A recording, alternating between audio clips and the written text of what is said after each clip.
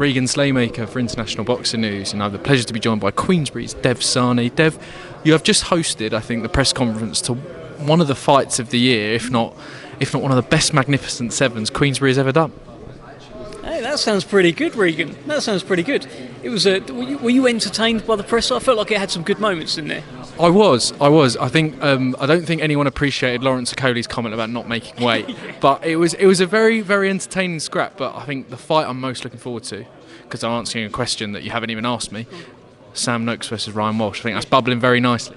Sam Noakes looked at Ryan Walsh up there at that table in a way that I have never seen him look at anyone. It just flicked. Something serious has happened. And he's had opponents give it to him a little bit in the past, often via translator, but it has happened a little bit. But not like that. Ryan Walsh has got this fire that won't go out, and it's going to take an awful lot to put that fire out. Sam Noakes, believe me, he has his work cut out. And look at Ryan Walsh, never been stopped. Momentum, just stopped Reece Mould in a round. For so long he's been the chairman of the Who Needs Him club, saying that his face doesn't fit, but his face fits quite well on that poster. I can't wait to see that fight. I share your intrigue, Regan, I really do. And it's great when you've got that unbeaten kid who's coming through, who's knocking everyone out, against the stern test, stubborn man in Ryan Walsh. Love it. He definitely is. I will ask a question. Obviously, a few weeks ago, I think an old poster or a poster that shouldn't have been posted would build Sam Noakes fighting Ivan Baranchik on the December 21st bill.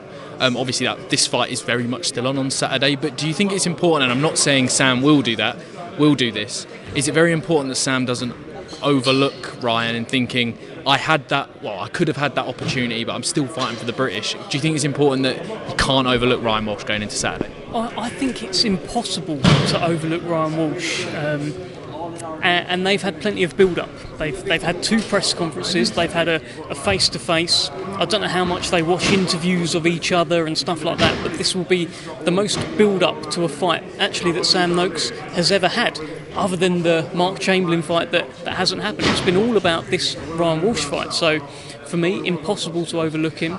And I'm looking over there because Ryan Walsh is literally behind the camera, but he speaks so well with so much belief. You can't overlook a man like that. You'd be an idiot. Definitely would be, and I think it's a cracker going into Saturday night. I don't want to move on to February the 22nd. I mean, you were just saying to colleague Jonathan Ague from Pro Boxing Fans, I mean, what a card that is.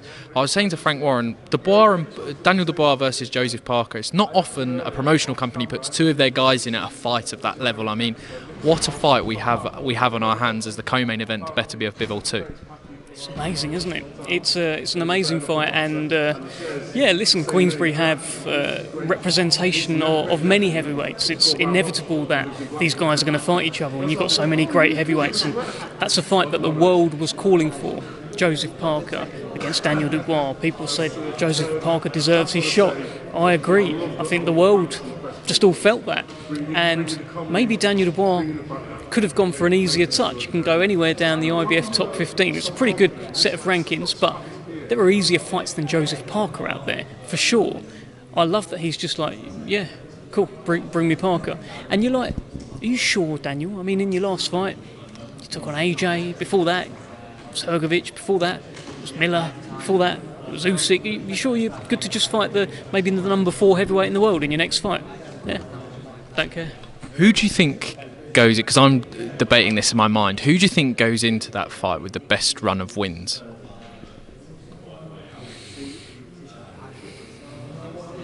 I think Dubois, but it's so close. It's razor thin. I just think beating Anthony Joshua at Wembley Stadium in front of a sold-out, record-breaking Wembley Stadium, that is just like, that's incredible. I don't think there's many bigger statements that you can make in the heavyweight division than that for who he is. Parker's wins over Wilder and Zhang are also absolutely brilliant, breathtaking wins. They are the two form guys in the heavyweight division outside of Fury and Usyk, and I just lean towards the Dubois run of form purely because it includes that stunning knockout win. Definitely, and I think people are forgetting the I think 2 right hands that Dubois ate before he knocks out Anthony Joshua. Is absolutely meant tonight, a night I'll never forget.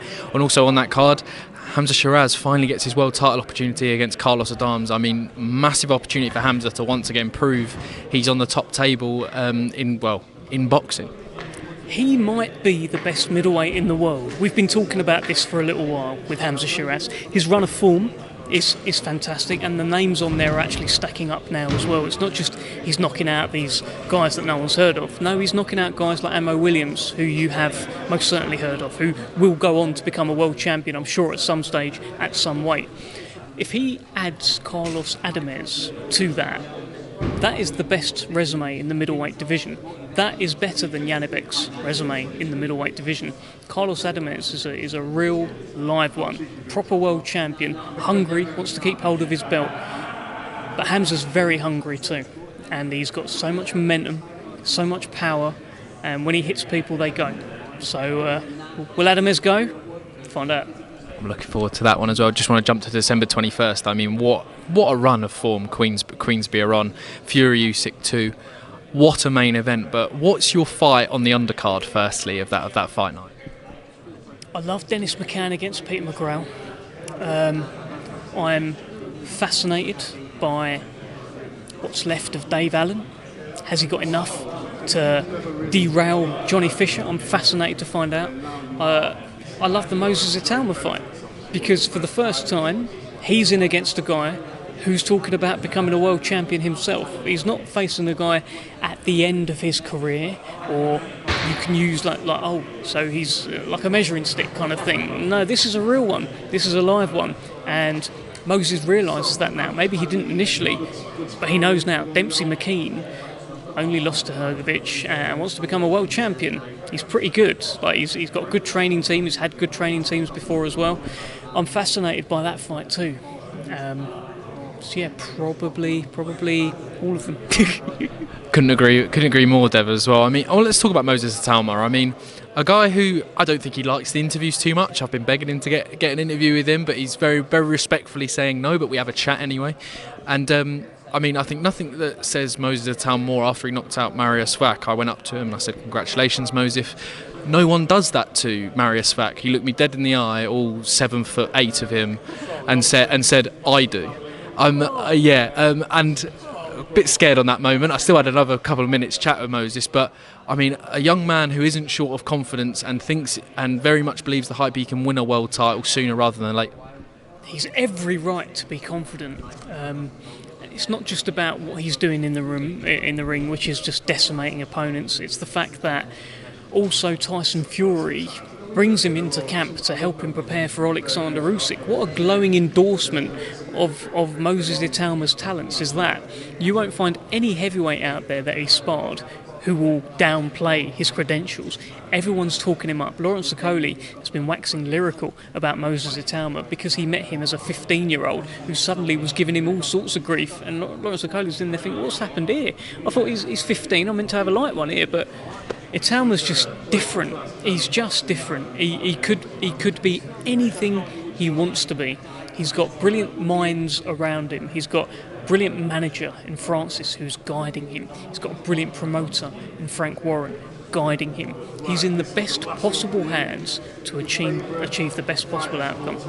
Definitely is. Dev, that was my final one. Any final words? I mean, hosting brilliantly this magnificent 7 card, but also looking forward to a massive fight night on Saturday as well.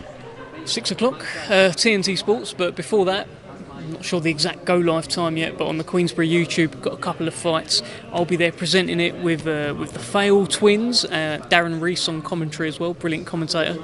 Check him out, and just a big night on Saturday. George Crotty and Billy Adams, I believe, on the prelims. Dev Sahni, thank you very much. No worries. Cheers.